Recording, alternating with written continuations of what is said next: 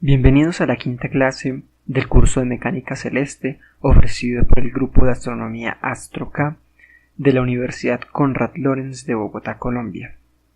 En el día de hoy vamos a hablar principalmente sobre el problema de Kepler, que es un problema muy famoso en la mecánica celeste.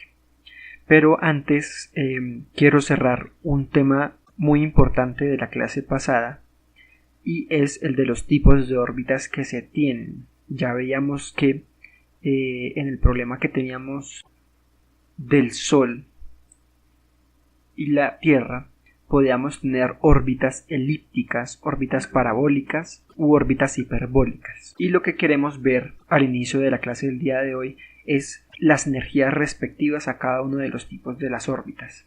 Entonces, inicialmente teníamos que la energía por unidad de masa era v cuadrado sobre 2 menos g, la constante gravitacional universal, por m, la masa del Sol, sobre r, la distancia entre el Sol y la Tierra. Y esta v al cuadrado pues es la velocidad al cuadrado, el módulo de la velocidad al cuadrado de la Tierra respecto del centro de coordenadas, que ya sabemos que queda en el Sol. Entonces, teniendo en cuenta la velocidad en las coordenadas polares, tenemos que esto era igual a r punto al cuadrado más r al cuadrado por teta punto al cuadrado, y todo esto pues sobre 2 menos gm sobre r. Ahora bien, teníamos también las relaciones que habíamos encontrado la clase pasada, h igual a r cuadrado por teta punto. También teníamos que r punto era menos h por du de teta, y finalmente teníamos un parámetro r sub c igual a h al cuadrado sobre g por m. Entonces, si reemplazamos estas relaciones en la energía por unidad de masa, lo que encontramos es que la energía por unidad de masa pues sería igual a 1/2 de h barra al cuadrado por la derivada de u con respecto a teta pero al cuadrado, más h al cuadrado sobre r al cuadrado, y obviamente el otro término que sería menos gm sobre r. O en otras palabras podemos también escribir esto como h al cuadrado medios por la derivada de u con respecto a teta todo al cuadrado, más u al cuadrado. Acordémonos que u se definía como 1 sobre r, menos 2 veces u por uc, donde de nuevo tenemos que uc es 1 sobre rc. Adicionalmente, nosotros habíamos encontrado ya que las órbitas lo que cumplían eran una relación que estaba dada por esto: u de teta igual a uc, 1 menos e coseno de teta. Y si hacemos el reemplazo de esto que está aquí en la expresión para la energía por unidad de masa, lo que vamos a encontrar es que la energía por unidad de masa ahora va a ser u cuadrado c por h barra al cuadrado sobre 2 por la excentricidad al cuadrado menos 1. Y en otras palabras, esto puede ser escrito como g por m sobre 2 veces r sub p por e menos 1, donde esta r sub p es la distancia en el perihelio. Y ustedes pueden demostrar, o sea, tienen que demostrar, es sencillo hacerlo, que rp pues es rc por 1 más e, o lo que es lo mismo, pues esto puede ser escrito como a por 1 menos e, y también que la distancia al afelio es pues rc sobre 1 menos c, que es igual a por 1 más. Y de estas relaciones nosotros vamos a ver que tenemos pues 3 casos de órbitas y de energías. La primera es que las órbitas que eran elípticas, que estaban dadas por una excentricidad menor que 1, a lo que llevan es que la energía por unidad de masa sea menor que 0.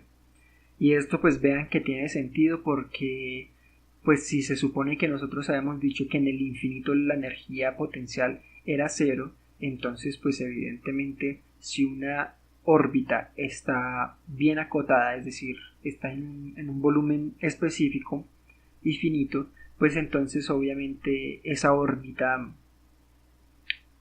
tiene que estar acotada y tiene que en este caso ser una elíptica, porque no puede ser parabólica ni hiperbólica porque esas no están acotadas.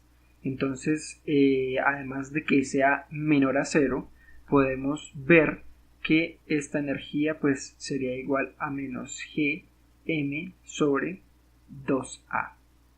Entonces, esta energía es inversamente proporcional al semieje mayor de la elipse. Muy bien, ahora si nosotros tenemos una órbita parabólica, es decir, que tenemos que la excentricidad es igual a cero, pues vamos a tener que la energía va a ser también igual a cero. Y finalmente, si tenemos una órbita hiperbólica, tenemos que la excentricidad es mayor que 1, para lo cual la energía pues va a ser mayor que 0. Entonces, esto es importante pues saberlo, digamos, que las energías de los cuerpos celestes que se mueven en órbitas cerradas son siempre energías negativas. Bueno, ya con esta introducción ahora sí podemos meternos de lleno al problema de Kepler. Entonces, el problema de Kepler, lo que usualmente va a preguntarse es encontrar la evolución del sistema que estamos estudiando. En este caso estamos estudiando el sistema Sol-Tierra, y en particular estamos viendo la órbita de la Tierra. Queremos ver no solamente cómo depende R en función de θ, es decir, cómo es la forma de la órbita, sino en realidad lo que queremos encontrar es cómo depende R en función del tiempo y θ en función del tiempo. Es decir, queremos encontrar la órbita pero en función esta vez del tiempo. Y esto es lo importante en el problema de Kepler. Entonces, para solucionar este problema vamos a comenzar de nuevo tomando una mirada hacia la energía. Entonces, la energía ya sabemos que la podemos escribir como R punto al cuadrado medios más h al cuadrado sobre 2r al cuadrado menos g por m sobre r. Y si nosotros consideramos que estamos en una órbita elíptica y hacemos unos reemplazos, entonces lo que encontramos es lo siguiente, que gm sobre 2rp, la distancia al perihelio, multiplicada por e a la menos 1, por e menos 1, es decir, aquí lo que hicimos es simplemente escribir explícitamente e, pues esto va a ser igual a r punto al cuadrado medios más 1 sobre 2r al cuadrado por gm, la distancia al perihelio, por la excentricidad más 1. Y tenemos el último término que siempre hemos tenido. Ahora nosotros podemos, aquí usamos obviamente una relación de h cuadrado con estas constantes para obtener esta expresión de acá. Entonces, ahora nosotros podemos agrupar los términos que tienen multiplicando gm y encontramos lo siguiente.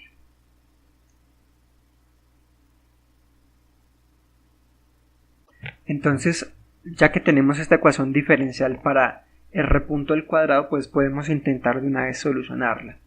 Pero esa solución queda mucho más fácil si nosotros recordamos, primero que todo, qué significa r y qué significa θ. Tenemos un sistema de coordenadas y tenemos una órbita elíptica, a pesar de que esto no parezca una elipse.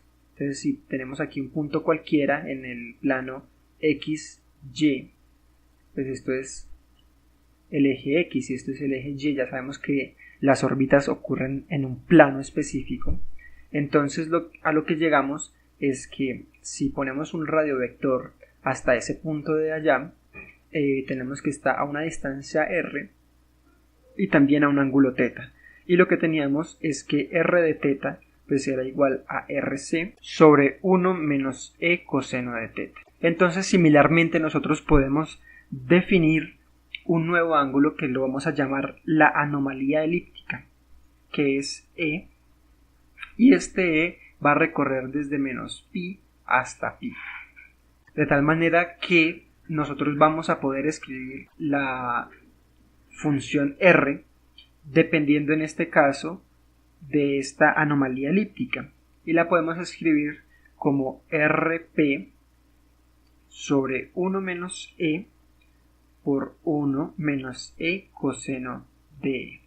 Entonces, si nosotros comparamos la primera expresión que habíamos obtenido ya en las clases pasadas con esta expresión que estamos proponiendo, entonces evidentemente pues vamos a encontrar una relación entre e y teta, pero pues esa relación ahora no nos interesa. Digamos que esto es como un truco para hacer más fácil la solución de esta ecuación diferencial que tenemos aquí. Entonces, primero que todo vamos a ver que vamos a querer integrar esa ecuación diferencial.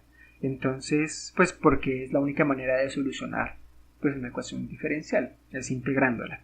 Entonces, la idea es que nosotros podemos tomar la raíz cuadrada de toda esta ecuación para pues sustituir r punto. Entonces, cuando hacemos esto, pues nos damos cuenta de lo siguiente, que esto queda como la raíz de gm es igual a r por dr dt.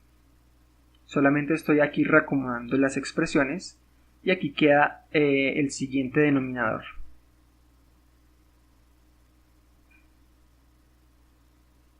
Entonces la idea es que vamos a definir que en un tiempo t igual a tau, y a este tiempo se le llama el tiempo del paso por el perihelio, pues lo que se va a tener evidentemente es que θ va a ser igual a 0 y que r pues va a ser igual a rp, o sea, a la distancia del perihelio.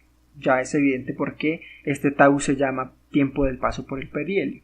Entonces, lo que vamos a hacer es integrar con respecto al tiempo esta ecuación diferencial desde un t igual al tiempo del paso por el perihelio hasta cualquier t arbitrario. Entonces, cuando hacemos eso, lo que obtenemos es lo siguiente.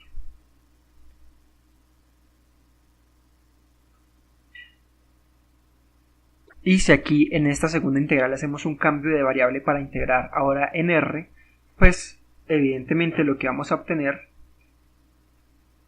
es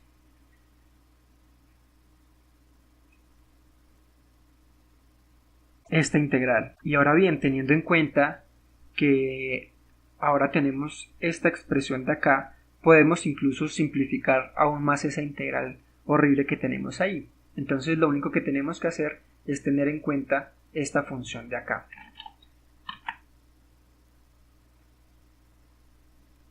Y lo que vemos es que el elemento de r va a ser igual a rp sobre 1 menos e por el seno de e por de. Entonces vamos a hacer un cambio de variable en esta integral de r a e.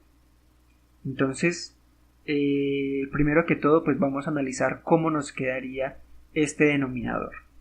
Veamos que 2r más e más menos 1, por r al cuadrado por rp menos e más 1 por rp, pues es igual a 2rp sobre 1 menos e por 1 menos e coseno de e, más e menos 1 sobre rp por rp al cuadrado sobre 1 menos e, y esto es al cuadrado, por 1 menos 2e coseno de e más e cuadrado coseno cuadrado de e menos e más 1 por rp. Entonces, de lo que tenemos aquí, vemos que esto de acá, 1 menos e al cuadrado, pues lo podemos escribir también como e menos 1 al cuadrado, y simplemente pues podemos cancelar estos factores de aquí. Ahora bien, vamos a desglosar un poco todo esto, y lo que obtenemos es lo siguiente.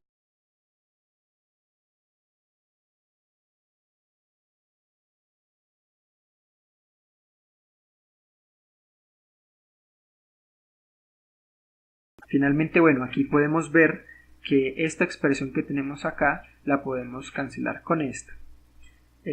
Entonces lo que vamos a hacer ahora es agrupar de nuevo todos los términos y tenemos que esto es igual a RP sobre 1 menos E por 2, pues que lo sacamos de acá, menos 1 menos E al cuadrado por el coseno al cuadrado de E, menos aquí por fin factorizamos este término de aquí, que sería 1 más E por 1 menos E. Y teniendo en cuenta pues que esto es una diferencia de cuadrados, esto sería simplemente 1 menos E al cuadrado. Entonces vemos que este término y este término se van, y lo que queda es que esto es igual a RP sobre 1 menos E por E al cuadrado por 1 menos coseno al cuadrado de E. Y pues sabemos que esto de acá es simplemente el seno cuadrado de E. Ahora muy bien, si nosotros reemplazamos todo esto ya en la ecuación diferencial que tenemos aquí, pues que ya está integrada, entonces lo que vamos a obtener específicamente pues es lo siguiente.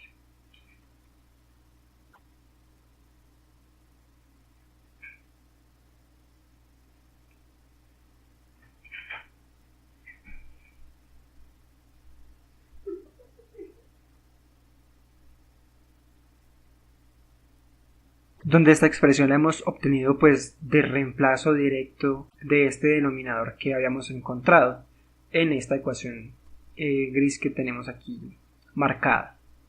Entonces, ya cuando hacemos eso de nuevo, volvemos a hacer uso de lo que ustedes deben haber deducido, es decir, de esta ecuación, para escribir este integral que tenemos aquí.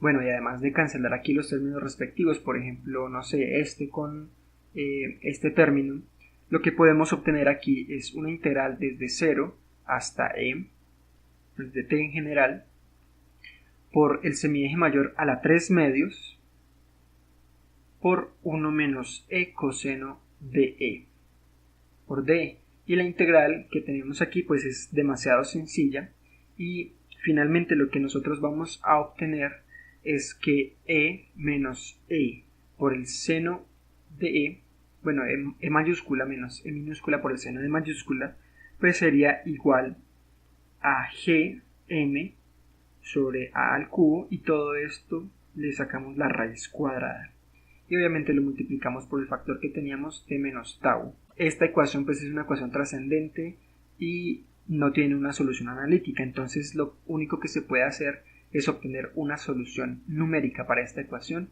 y finalmente lo que nos va a dar, pues reemplazándolo ya esta e en r, pues vamos a obtener la trayectoria de nuestro objeto. Y obviamente también podemos encontrar θ, porque ya sabemos que θ y e están relacionados. Entonces cuando se solucione esto para cada uno de los tiempos, pues vamos a encontrar tanto r como θ para cada uno de esos tiempos. Es decir, vamos a conocer la trayectoria del planeta que estemos estudiando o del cuerpo celeste que se esté estudiando en ese momento. Para la clase de hoy hay un solo ejercicio y dice el siguiente, y dice así: un cometa se mueve en una órbita parabólica que se encuentra en el plano de la órbita de la Tierra.